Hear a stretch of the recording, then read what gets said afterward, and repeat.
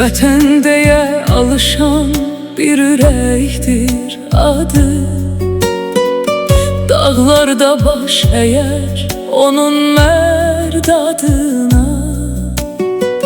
Yaşayan şəhid kimi düşüb xalqın yadına.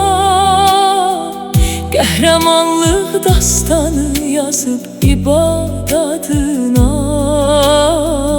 Qəhrəmanlıq dastanı yazıb ibad adına.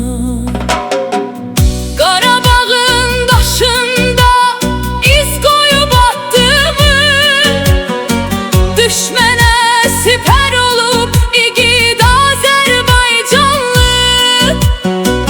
Cəsarəti dillərdə qüruru çağlayanlı. İbad Hüseynovdur elin mərd qəhrəmanı. İbad Hüseynovdur elin mərd qəhrəmanı. Şəhid ruhu yaşayır onun baxışlarında.